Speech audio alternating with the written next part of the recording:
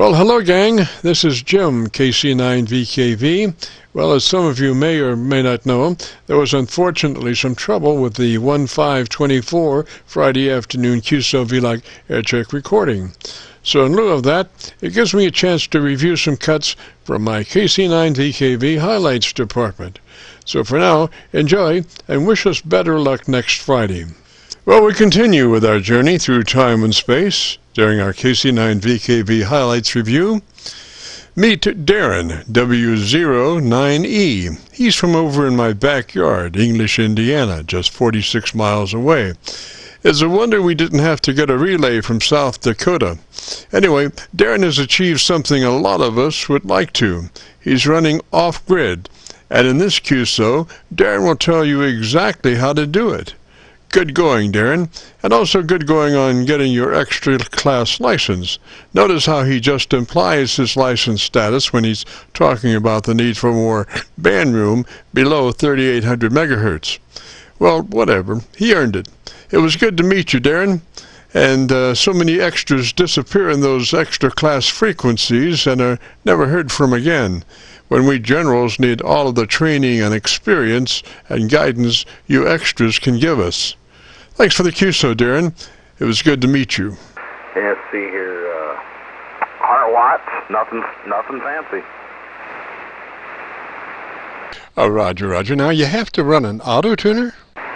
Well, I don't have to, but I got a fan dipole cut for 80 and for 40 meters, but I got it tuned in the extra portion of the band. So it's just a wire antenna with a 1-to-1 current balance feeding it. So yeah, it depends on where I'm at on the band. Here I could probably run it without it, but it don't have a tuner inside the radio or nothing.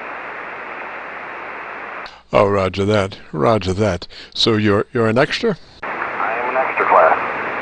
Roger, well, good to hear you on these bands, Roger. A lot of the extra class get kind of whisked away into those magic other frequencies. Yeah, it's kind of nice there if it gets congested. Here we're going to have a bunch of technician class operators getting access to the HF band portions of it here coming up towards the end of this year, the beginning of next year. Oh, Roger, how's that work? Well, the ARRL and the FCC and of course the manufacturers probably have a collusion together and have decided it is in the best interest of amateur radio that if they gave small segments of HF to the technician class licensees, that they would be able to would promote amateur radio and keep the band plan alive. Roger, another way of saying sufficient amounts of money transposed from one hand to the other. There's a nice way of saying it. Yes, anytime there's large variances from what is to what was, or rather from what was to what is, usually it involves some degree of financial shipment from one place to the other. Well, the ARRL probably wants to sell more magazines, and the FCC, they just figure that there's more license fees that would be apprehended by them. Got a train or something going by. And then, of course, the manufacturers get to sell more equipment, so everybody makes more money. It's in the best interest of them, not necessarily us. Roger. Well, anymore, that seems to be the position of the ARRL.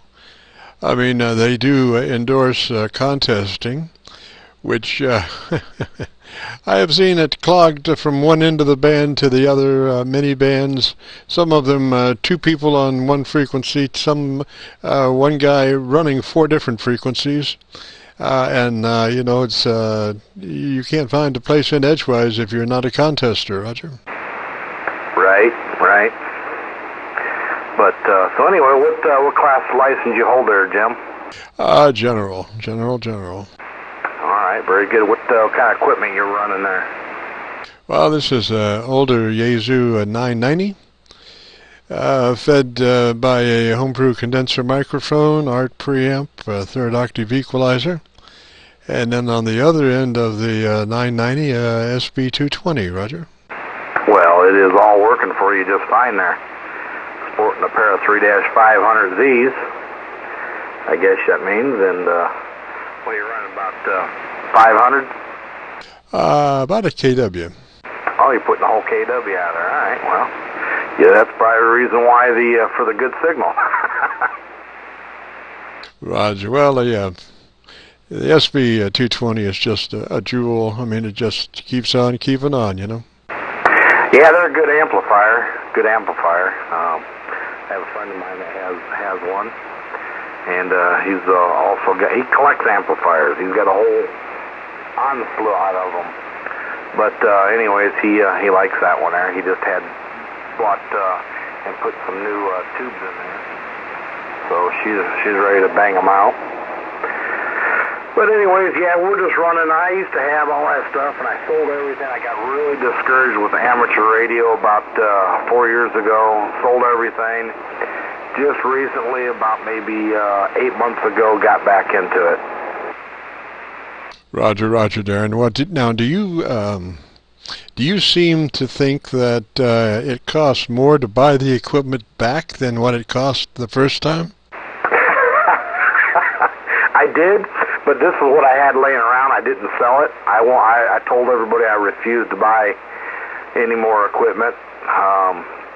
I don't need an amplifier. I've talked everywhere that I wanted to talk without an amplifier. I'm not really into what you would call CB wars. So if I can't make the Qso by way of 100 watts, then we'll do it another day. Roger, Darren. Roger on that. Although, I mean, I'm sure back in the back there, 500 watts to a kilowatt it still occupies the brain as far as breaking those pileups. It does, but I'm just not going to invest no more in it. I use it for a little bit of pleasure and emergency readiness. We live off grid. I produce my own power. We have 30 big solar panels.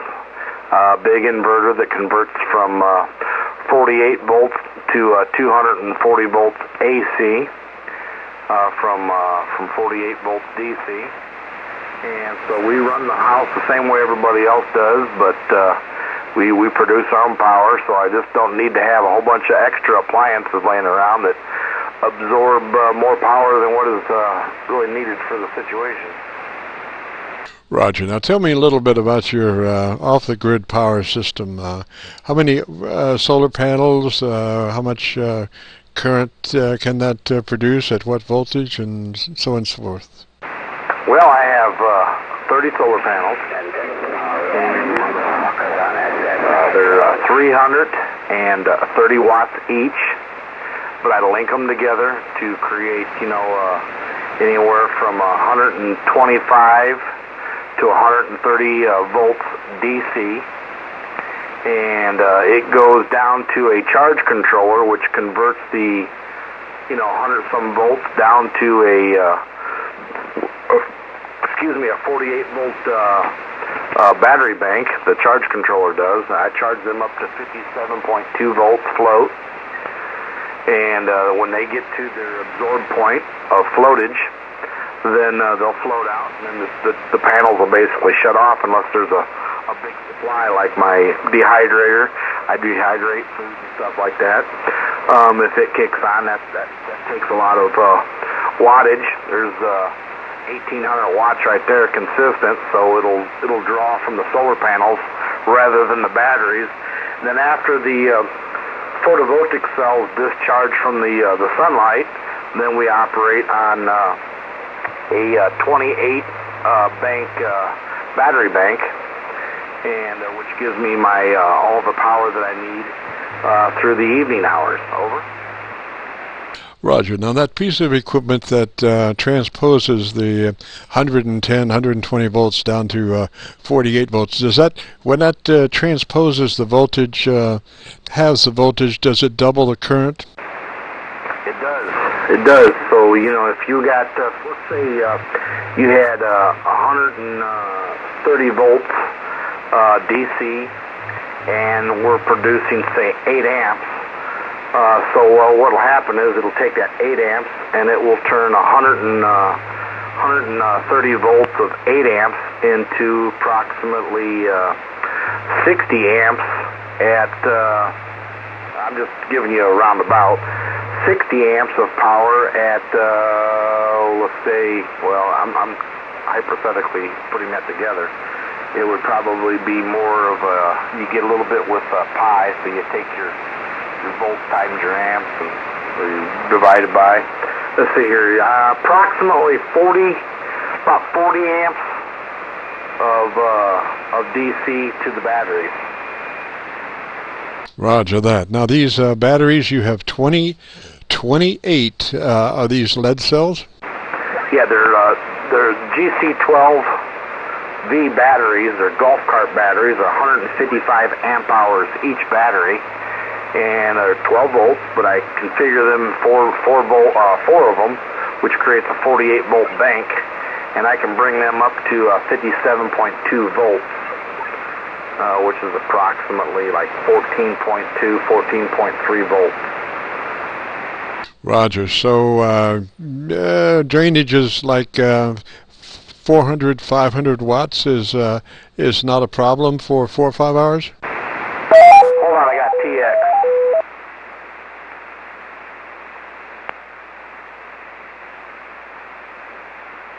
This is Kilo Charlie 9, Victor Kilo Victor.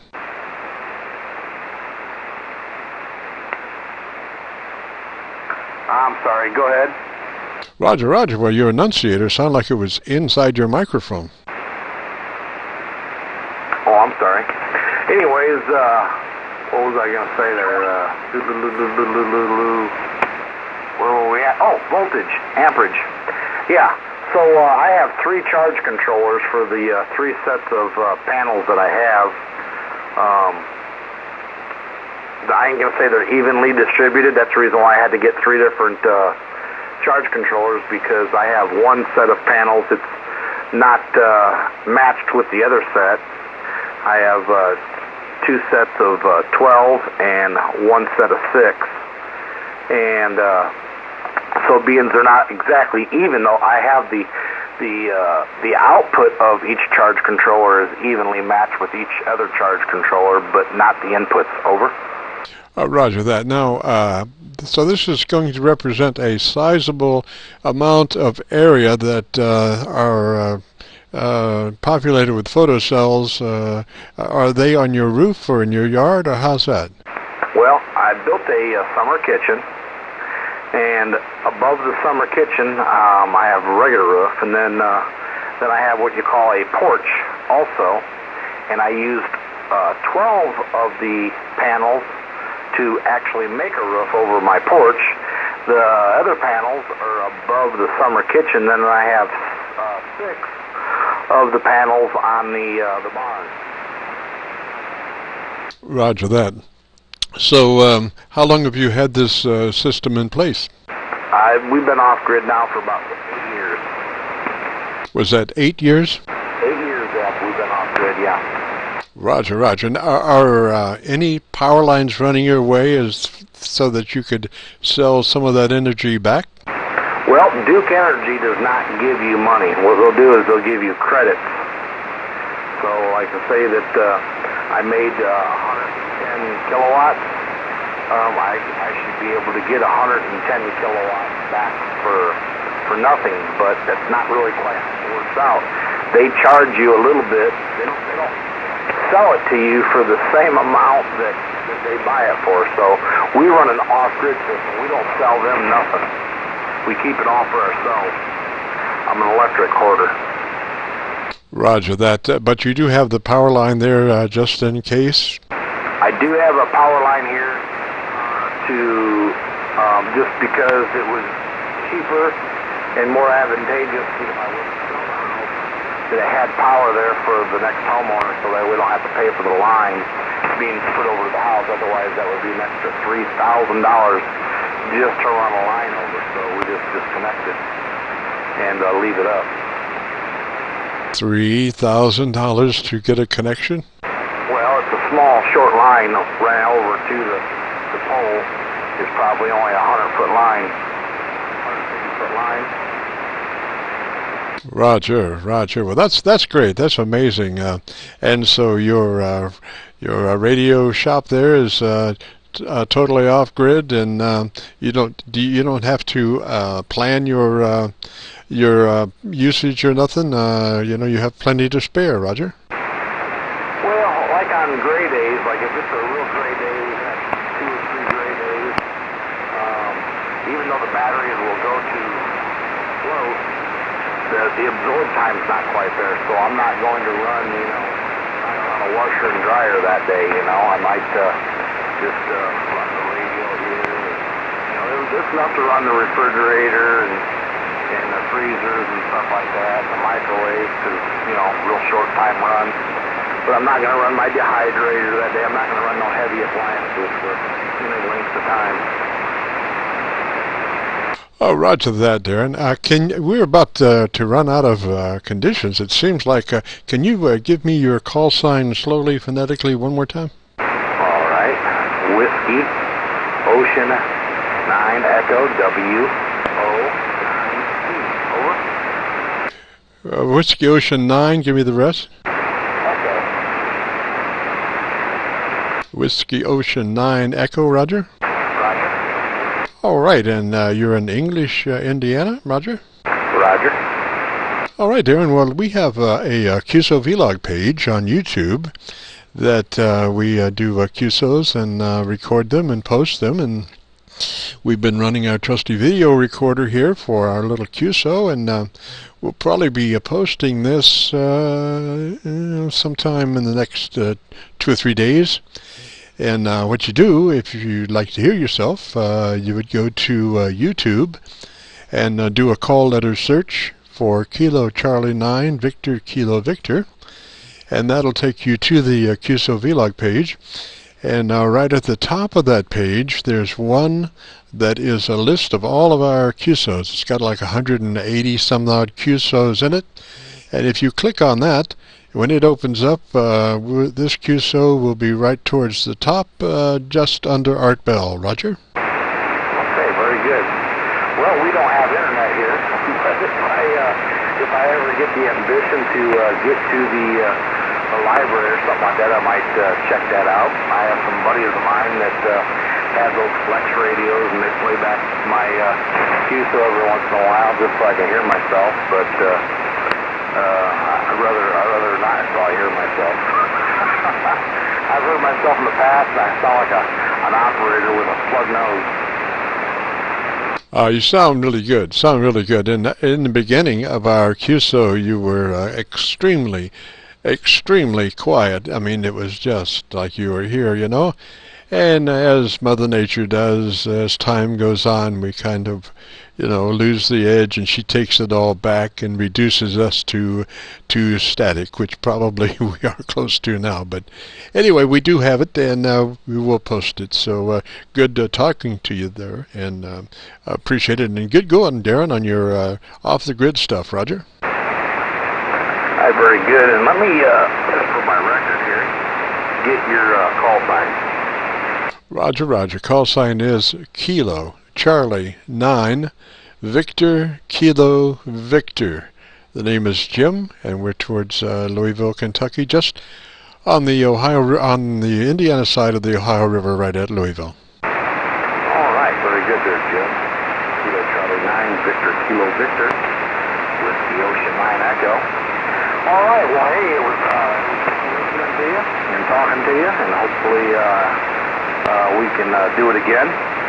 And every once in a while, during one of the field days, they'll have a field day down here at the Sycamore Springs Park. We have a pretty good one. We get quite a few of the guys. I'm the race use director also for Crawford County. Haven't been real active in it lately. Been doing other things. But anyways, once in a while you can look up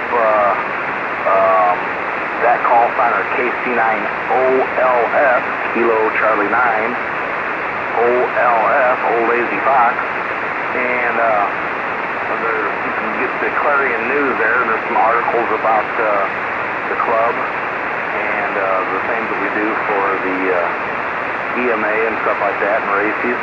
But anyways, we'll go ahead and sign with you there before the condition has dropped completely out there, Jim. So we'll say 7-3 to you and let you clear on your final there, KC9VKV with the Ocean 9 Echo. Roger, Roger, Darren. 3's that away, sir. Have yourself a good day, a good morning, and a good afternoon. We'll catch you later. This is KC9VKV.